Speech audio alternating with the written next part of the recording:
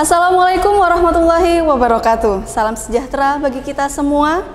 Selamat pagi dan selamat datang putra-putri Tunas Harapan Bangsa, mahasiswa-mahasiswi baru Institut Teknologi Aditama Surabaya Angkatan 2020 dalam kegiatan Prodi-Prodi, Binama, Pelatihan Penulisan Proposal PKM, dan Matrikulasi.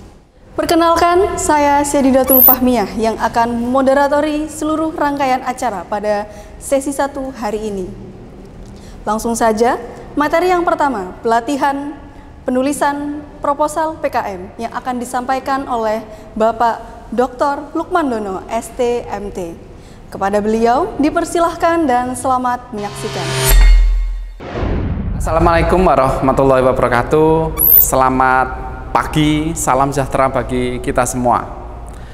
Sesi ini saya akan menyampaikan materi tentang PKM atau dikenal dengan nama Program Kreativitas Mahasiswa. Program ini selalu diadakan oleh Kementerian Pendidikan dan Kebudayaan setiap tahun sekali untuk mewadahi kreativitas mahasiswa dalam berbagai bidang. Saya pada kesempatan ini akan menyampaikan bagaimana cara mengerjakan PKM, termasuk di dalamnya adalah cara mensubmit di sistem, dan harapan kita mahasiswa ITAT dapat memenangkan PKM sebagai salah satu indikator dari prestasi di bidang kemahasiswaan. Nah, kalau kita lihat program kreativitas mahasiswa itu adalah satu ide kegiatan yang mencoba mengeksplorasi kreativitas para mahasiswa. Kalau kita lihat di ITAT ada 14 program studi, dimulai dari teknik sipil hingga desain produk. Semua mahasiswa punya kesempatan yang sama untuk mengeluarkan ide kreatifnya, nanti dituangkan dalam bentuk proposal, kemudian dikirimkan ke sistem, dievaluasi, dan nanti akan diumumkan siapa-siapa yang akan menjadi pemenang program kreativitas ini. Nah, sebagai calon sarjana, maka keterampilan wajib yang harus dimiliki oleh lulusan perguruan tinggi diantaranya adalah, yang pertama adalah academic knowledge. Academic knowledge ini akan adik-adik peroleh ketika menjalani studi S1, di mana di kurikulum S1 academic knowledge ini nanti akan berupa proses pembelajaran mata kuliah yang jumlahnya 144 SKS, ya, yang ditempuh kurang lebih selama 4 tahun, 8 semester ya, 4 tahun. Kemudian yang kedua adalah skill of thinking. Jadi mahasiswa tidak hanya belajar secara akademik saja, tapi juga harus punya kemampuan dalam hal berpikir, dalam hal kemampuan untuk memanajemeni bagaimana melihat segala persoalan dari segala sudut pandang. Misalnya, kita naik motor, kemudian terjebak dalam kemacetan, maka kalau kita berpikir sempit, kesimpulannya adalah macet itu tidak enak, ya, kepingin segera sampai ke tujuan, dan seterusnya. Yang intinya, satu sudut pandang itu akan merasakan bahwa antri pada waktu terjebak kemacetan itu sesuatu kondisi yang tidak enak. Tapi ketika kita berpikir dengan pandangan yang lain, ada kita antri, kemudian terjebak kemacetan, lalu mari kita berpikir secara kreatif, solusi apa atau ide apa yang bisa muncul karena ada kejadian itu.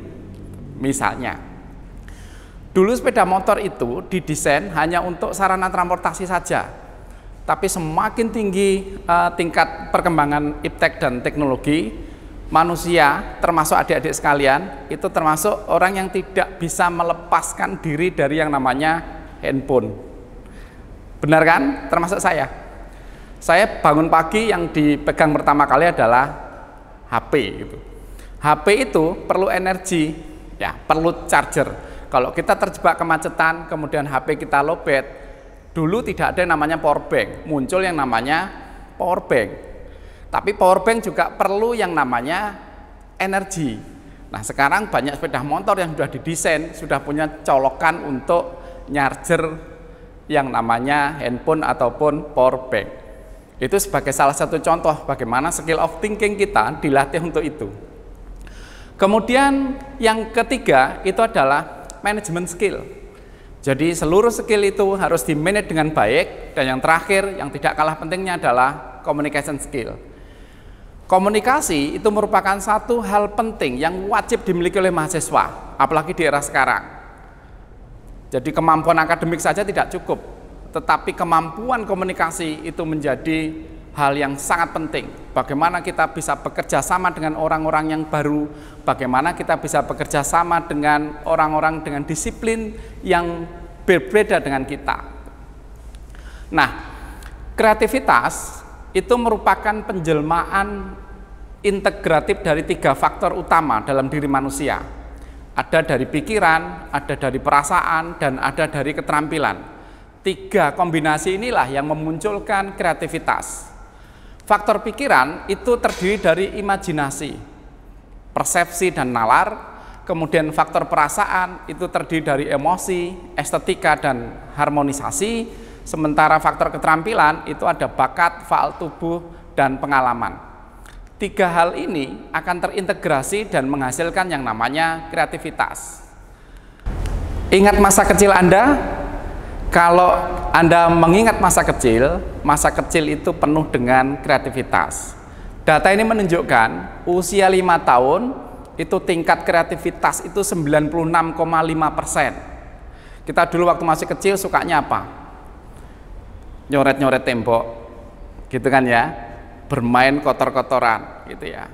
Lalu suka memberantain rumah, mainan dan seterusnya. Tapi pada waktu kita melakukan itu, ternyata orang tua kita itu banyak yang melarang dengan kata jangan gitu. Jangan gitu, sehingga kita tidak melakukan itu. Mau melakukan lagi, jangan gitu. Nah, sampai sekarang ya, itu menjadi budaya kita. Jadi kalau disuruh jangan, itu malah kita melakukan. Ya, ada kafe baru dibangun, lalu dia bikin baliho, tulisannya jangan tengok sebelah kiri gitu. Apakah kita melakukan instruksi itu? Tentu tidak. Apa yang kita lakukan? Kita pasti nengok sebelah kiri. Loh, ternyata ada warkop baru gitu ya. Itu karena itu tadi. Nah, usia 17 tahun kreativitas kita turun sekitar sisa 86%. Lalu ketika usia 30 tahun, tingkat kreativitas kita semakin lama semakin turun. Data menunjukkan ini ada 40%. Tapi jangan khawatir, kreativitas itu bisa dilakukan, diciptakan secara menerus-menerus. Lewat apa? Ini diantaranya. Ini adalah tip meningkatkan kreativitas. Kenapa saya sampaikan ini? Mari kita lihat data. Jumlah mahasiswa ITAT, seluruhnya jumlah mahasiswa ITAT, itu sekitar 5.000 sampai dengan 6.000 student body-nya. Nah, tetapi setiap tahun ketika dibuka yang namanya program kreativitas mahasiswa, itu tidak jumlah mahasiswa yang mengerjakan PKM dan mensubmit PKM itu sangat kecil, dan biasanya itu dimulai dari top manajemen. Padahal kalau kita bicara program kreativitas mahasiswa, maka yang kreatif itu harus mahasiswanya. Jadi ini harus bottom up. Bottom up itu artinya idenya berasal dari mahasiswa, kemudian berkolaborasi dengan pembimbing, kemudian institusi sebagai sarana untuk menyampaikan seluruh ide-ide kreativitas mahasiswa ke dalam SIM Belmawa atau Sistem Informasi Manajemen di bawah Kementerian Kemendikbud yang mewadahi PKM. Nah, tip untuk meningkatkan kreativitas, yang pertama, kita tingkatkan penggunaan otak kanan. Ini bisa melalui pelajaran seni musik, ya, UK, unit kegiatan, atau olahraga, jalan kaki tanpa alas, gitu misalnya. Nggak perlu menunggu tua dulu. Biasanya kalau tua baru kita olahraga, kalau muda malah lupa kalau olahraga ya. Kemudian kenali hambatan kreativitas Anda dan lakukan rencana aksi untuk mengeliminir hambatan tersebut. Yang ketiga, mari kita coba berpikir untuk berbeda dengan orang yang lain gitu. Berbeda dengan umum, berbeda dengan kebanyakan orang lain. Nah, misalnya kalau adik-adik lihat, ini saya punya gambar gelas ini. Kira-kira gelas ini setengah penuh atau setengah kosong? Ya, kadang kalau kita sudah berjuang luar biasa, kita bilang, saya sudah berjuang setengah mati. Nggak ada yang bilang, saya sudah berjuang setengah hidup gitu. Karena kalau setengah hidup plus setengah mati sama, prosentasinya 100%. Ini ya pola pikir kita, setengah penuh atau setengah kosong. Ini, gambar ini, kalau kita gagal, itu kita anggap sebagai malapetaka atau kita anggap sebagai kesuksesan yang tertunda. Maka sudut pandang kita harus berpikir yang beda. Gagal itu hal yang biasa. Thomas Alva Edison itu bisa menciptakan lampu itu setelah kegagalan mungkin beribu-ribu kali. Nggak ada masalah, gagal bangkit lagi, gagal bangkit lagi. Sakit itu penderitaan atau teguran agar lebih berhati-hati. Ini tergantung perspektif kita. Makanya mari kita mencoba untuk berpikir berbeda dengan orang lain. Ini kalau kita lihat slide ini, adik-adik lihat slide ini. Nah, slide ini menurut pandangan adik-adik, ini gambar face, ya, gambar wajah atau gambar vas, bunga. Ya, tergantung sudut pandang kita masing-masing. Nah, saya punya kuesioner untuk menguji seberapa kreatif adik-adik semua sebelum nanti saya masuk materi secara detail di program kreativitas mahasiswa. Latihan pertama, saya punya 9 titik ya dengan gambar seperti ini. Silahkan gambar ini 9 titik ini hubungkan 9 titik di bawah ini dengan 4 garis lurus tanpa angkat alat tulis. Jadi nanti ambil alat tulis kemudian ditarik garis lurus sebanyak 4 kali maksimal ya, 4 garis lurus, tapi alat tulisnya itu tidak boleh diangkat. Kalau sudah 4 kali, perhatikan apakah seluruh titik itu terkena garis atau tidak. Silahkan nanti dicoba latihan yang pertama. Latihan yang kedua, saya punya bujur sangkar ya, square ini. Lalu silahkan menurut adik-adik semua, ini mahasiswa ITAT, calon-calon mahasiswa yang kreatif, yang inovatif nanti, kira-kira menurut Anda semua ada berapa kemungkinan gambar ini bisa dibagi menjadi 4 bidang yang sebangun ya, dan luasnya sama. Kalau bisa menyebutkan ada 2 kemungkinan, tunjukkan gambarnya. Kalau Anda bisa 5 kemungkinan, tunjukkan gambarnya. Kalau ada bisa 10 kemungkinan, tunjukkan gambarnya. Yang bisa 100, oke. Yang bisa 1000, berarti kreativitasnya lebih bagus lagi. Saya ambil contoh misalkan ya, kalau gambar ini kita garis di sisi tengah, persis gini ya, tengah sini, dari secara vertikal, secara horizontal, maka pasti akan menjadi 4 bidang yang luasnya sebangun. Berarti 1 kali ketemu. 2, kalau kita garis secara dari pojok ke pojok, ini ya, diagonal dari pojok ke pojok, pasti hasilnya adalah 4 bidang yang sebangun. Tapi itu baru 2. Silahkan dicoba berapa kreativitas Anda mampu menyelesaikan kuesioner kedua ini, dan indikatornya semakin banyak alternatif pilihan, maka itu menunjukkan tingkat kreativitas Anda semakin bagus. Selamat mencoba, salam inovasi. Nah, materi PKM bisa adik-adik unduh di website ITAT. Covernya seperti ini ya, ini covernya. Jadi ada judul Program Kreativitas Mahasiswa Pedoman PKM 2020. Jumlah halamannya sekitar 200 sekian gitu ya, tidak lebih dari 300. Saya yakin adik-adik ini sudah kepengen sekali banyak membaca materi tentang berbagai hal, karena kemampuan bacanya kita sudah diasah kan. Kita kalau ada status baru aja cepat sekali bacanya.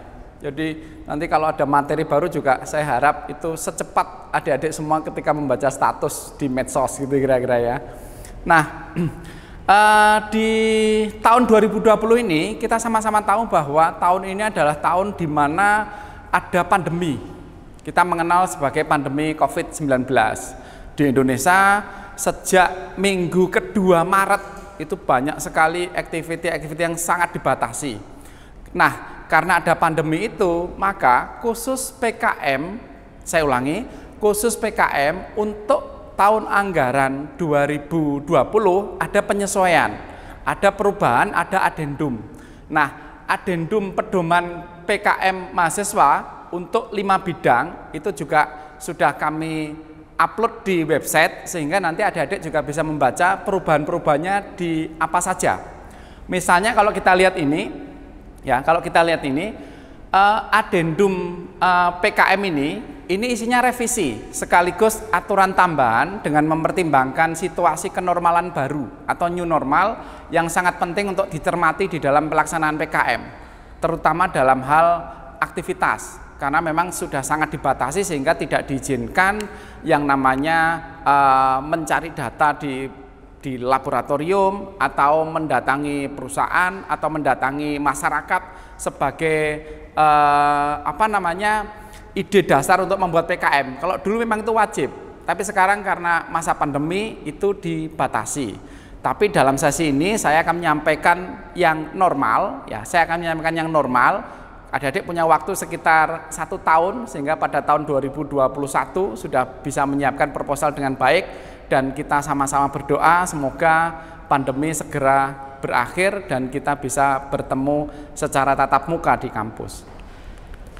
Nah, jenis PKM itu ada 3 macam, ya, ada 3 macam. Yang pertama itu adalah PKM 5 bidang. Saya perkenalkan dulu, tadi kan ada buku 1, ada buku 2 hingga buku 9. Nah, setiap buku itu membahas tentang 1 jenis PKM. Bukunya tadi ada 9, jenis PKM-nya nanti ada 8, 1 tadi kan pedoman umum ya. Nah, dibagi menjadi 3 hal ini. Yang pertama PKM 5 bidang. Ini terdiri dari PKM P. Ingat ya P tadi apa? P tadi adalah penelitian. Kalau PKM M, masih ingat M-nya apa? M-nya adalah masyarakat. Berarti itu pengabdian pada masyarakat. PKM K, K tadi apa? Kewirausahaan. Ya. PKM T berarti T adalah teknologi dan seterusnya. Ini memudahkan kita. Jadi ada 3 jenis PKM ini, yang 5 bidang terklaster menjadi 1. Nah, kemudian bidang dan muara PKM. Seluruh PKM nanti muaranya itu ada pada PIMNAS, Pekan Ilmiah Mahasiswa Nasional. Yang bisa mengikuti adalah mahasiswa yang memenangkan PKM, kemudian nanti diikutkan dalam acara PIMNAS.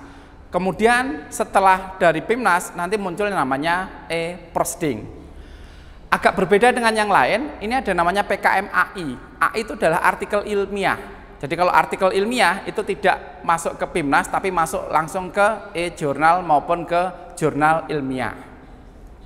Nah, sekarang ini kriteria yang harus kita penuhi. Jadi pertama kali yang harus adik-adik lakukan adalah pelajari dulu dari 8 jenis PKM itu, lalu tentukan mana yang akan kita kerjakan. Pilih salah satu di antara 8. Yang suka kewirausahaan, pilih aja PKM K. Yang suka penelitian, pilih saja yang penelitian.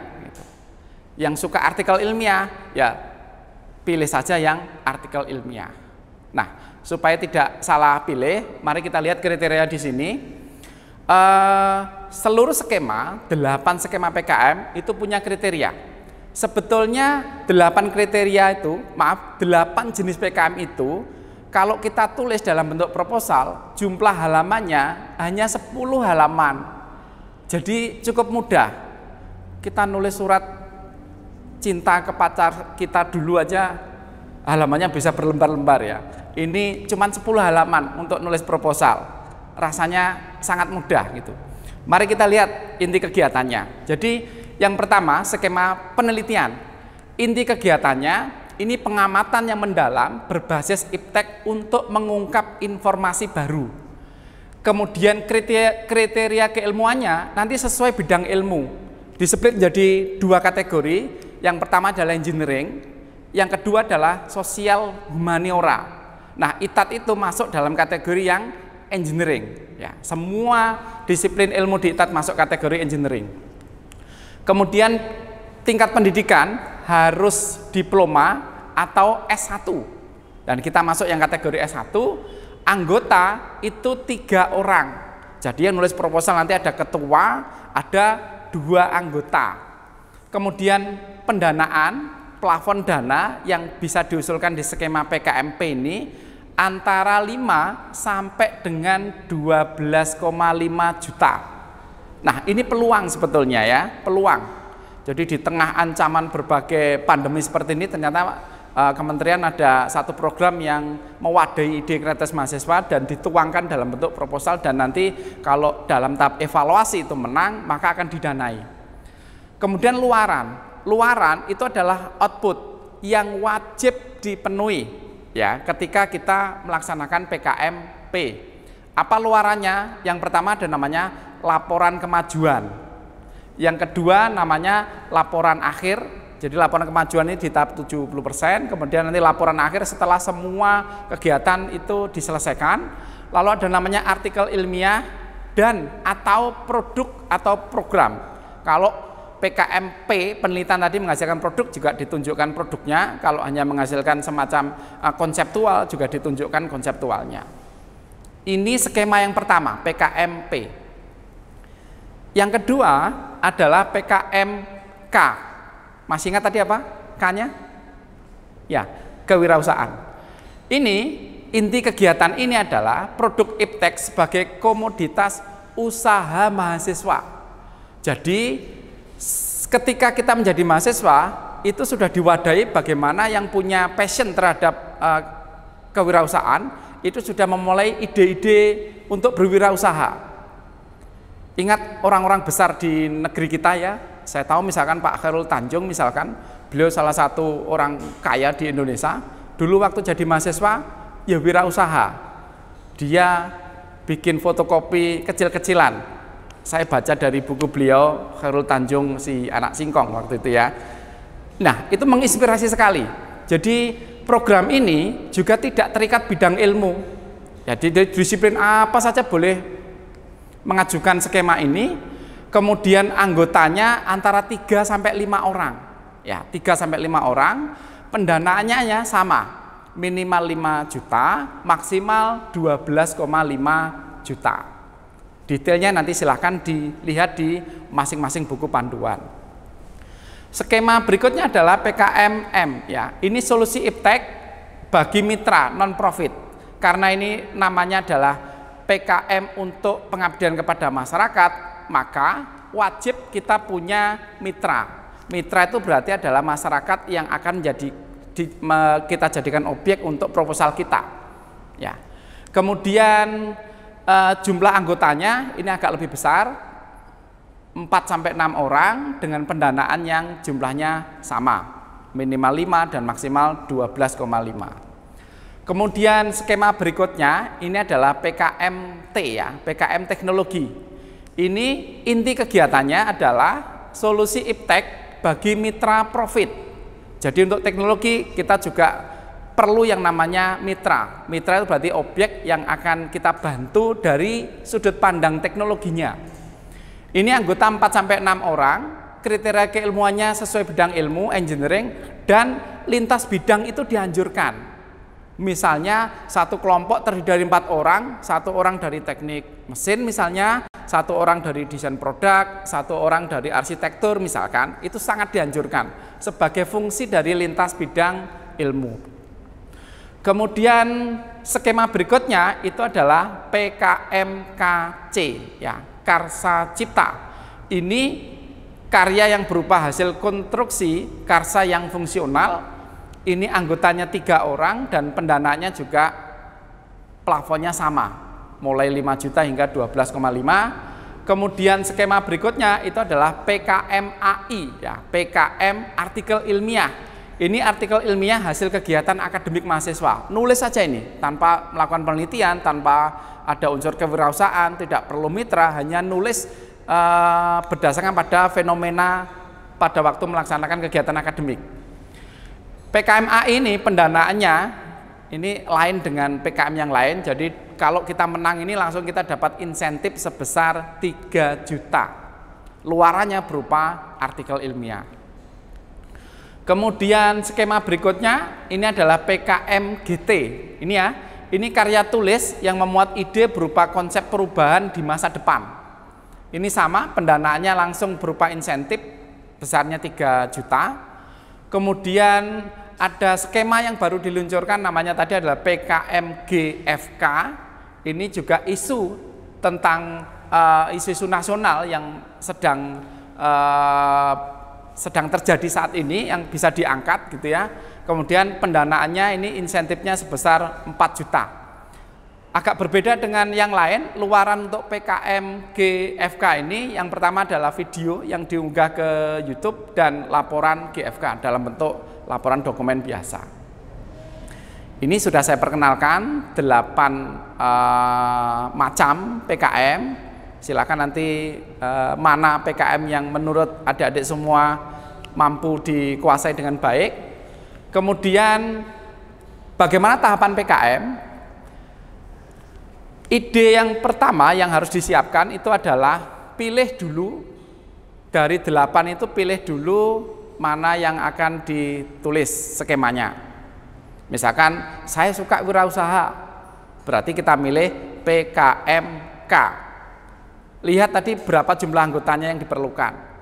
Kita cari teman-teman yang punya konsep yang sama, kemudian kita mulai tulis PKMK. Setelah ditulis sesuai dengan format, sesuai dengan buku panduan, kita masuk ke usulan. Nah, pada waktu mengusulkan semuanya lewat online. Nama sistemnya adalah sistem SIMBELMAWA, Sistem Informasi Manajemen Direktorat Pembelajaran Mahasiswa, ya, Sistem BELMAWA. Ini kita usulkan lewat online. Nanti akan dilakukan oleh Desk Evaluation untuk menetapkan proposal yang didanai. Jadi secara kompetitif nasional ada tim reviewer yang akan nge-review proposal kita. Kemudian nanti akan diumumkan siapa yang menang. Ya, siapa yang menang, seluruh Indonesia serentak pengumumannya. Setelah itu kalau sudah dinyatakan menang, baru kita melakukan PKM sesuai dengan proposal kita. Kita lakukan ini pelaksanaan dan pelaporan. Kemudian nanti ada monitoring dan evaluasi. Kemudian muaranya adalah di PIMNAS, Pekan Ilmiah Mahasiswa Nasional. Nah, sekarang untuk tahapan PKM karya tulis, kalau ini tadi untuk PKM yang 5 bidang tadi ya, mulai PKMP hingga PKMKC, sementara untuk tahapan PKM karya tulis sama, yang pertama adalah pengusulan, portalnya sama, kita menggunakan SIMBELMAWA, yang kedua adalah desk evaluasi dan penetapan proposal yang mendapatkan insentif. Kemudian sistematika. Saya akan menjelaskan singkat saja, tapi detailnya silahkan adik-adik baca betul di buku panduan. Dan harus dipatuhi buku panduan itu, baik dari sisi misalnya ya, sisi bagaimana cara membuat judul, bagaimana cara membuat pendahuluan, tinjauan pustaka, dan seterusnya. Ini sistematika untuk proposal PKM penelitian. Jadi skema ini memang kalau PKM-nya adalah penelitian atau PKM-nya adalah kewirausahaan, nanti ada perbedaan-perbedaan terutama di tinjauan pustaka dan metode penelitian. Ya. Yang pertama, siapkan dulu yang namanya judul. Ya, judul PKM kita itu apa? Judul yang baik adalah judul yang tidak terlalu banyak dan usahakan maksimal katanya itu adalah 20 kata. Ya, maksimalnya adalah 20 kata. Itu judulnya. Yang kedua, bab 1. Bab 1 isinya pendahuluan. Berisi apa? Ini latar belakang dan permasalahan, akan diteliti, tujuan khusus, kemudian urgensi keutamaan penelitian, lalu kita uraikan. tipnya adalah pada waktu kita nulis bab 1 pendahuluan gitu ya, kemudian kita tulis latar belakang usulan ini, maka latar belakangnya itu kita bold ya, ditebelin latar belakang, sehingga reviewer pada waktu membaca proposal kita itu lebih mudah untuk menyimaknya. Setelah itu nanti ada bold kedua, itu adalah tujuan khusus, di bold lagi tujuan khusus. Nah, tujuan khusus proposal adik-adik itu apa? Dituliskan.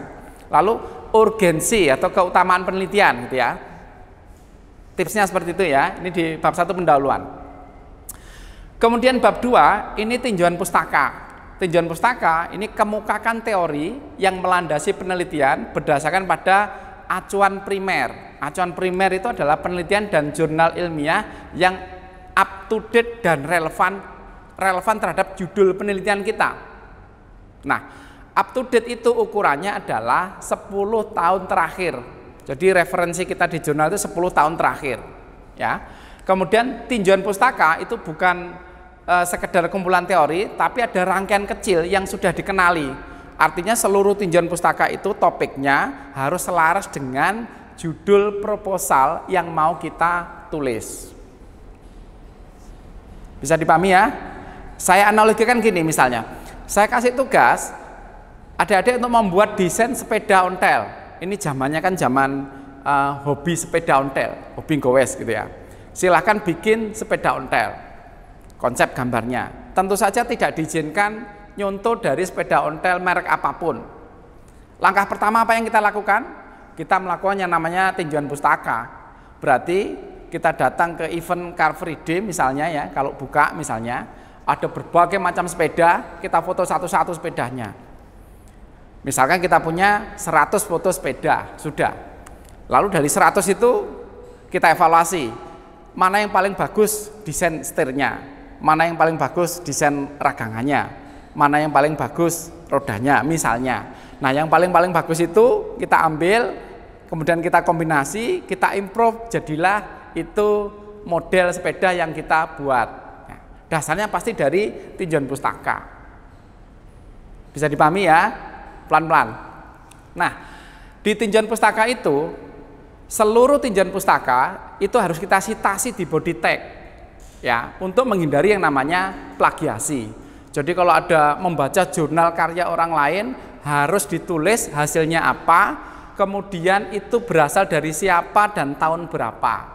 Citasi di body tag nanti akan kita tulis di daftar pustaka. Konsepnya sama, seluruh PKM skema apapun ketika kita bicara tentang tinjauan pustaka, konsepnya tidak jauh berbeda. Yang ketiga, ini metode penelitian. Metode penelitian ini adalah menggambarkan bagaimana langkah-langkah kita untuk melaksanakan apa yang akan kita lakukan di proposal itu. Kita rangkum namanya metode penelitian.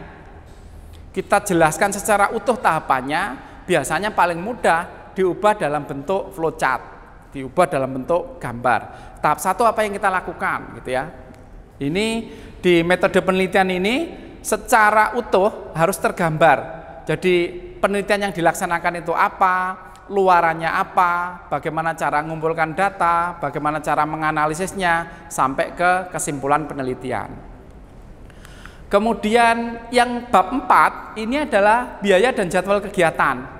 Nah, tadi di panduan sudah terlihat skema kita apa, karena nanti dengan pilihan skema itu biaya dan jadwal kegiatan akan berbeda. Tadi ada yang minimal 5 juta sampai ke 12,5. Jadi ketika membuat anggaran biaya harus di antara itu. Tapi saran saya ya dananya paling tidak mendekati 12,5 juta, mendekati batas atas gitu ya. Ini biaya dan jadwal kegiatan. Nah, biaya dan jadwal kegiatan biasanya dibuat dalam format Excel dalam bentuk bar chart. Bar chart ya, formatnya Excel, kolom pertama itu nomor, kolom kedua adalah activity, ya, kolom kedua adalah aktivitas, jadwal, aktivitasnya apa saja, kemudian mau dilaksanakan kapan, durasinya itu kira-kira 3-5 bulan. Bulannya nggak usah ditulis, di coding aja bulan pertama, bulan kedua, bulan ketiga, hingga maksimal bulan ke-5. Ini dalam bentuk bar chart. Ya, semua PKM dalam membuat biaya dan jadwal kegiatan sama. Kemudian berikutnya adalah daftar pustaka. daftar pustaka ini adalah referensi yang kita pakai di bab 1 pendahuluan atau di tinjauan pustaka atau di metode penelitian. Harus kita tuliskan yang di daftar pustaka ini. Jadi seluruh daftar pustaka kita pastikan harus disitasi di body tag. Jadi kalau kita punya daftar pustaka ada 10, berarti 10 pustaka ini harus disitasi di body tag, baik di bab 1, bab 2 maupun bab 3. Nah, untuk penulisan daftar pustaka itu susunannya ditulis berdasarkan sistem nama dan tahun, kemudian urut abjad nama pengarang, tahun, judul tulisan, dan sumber.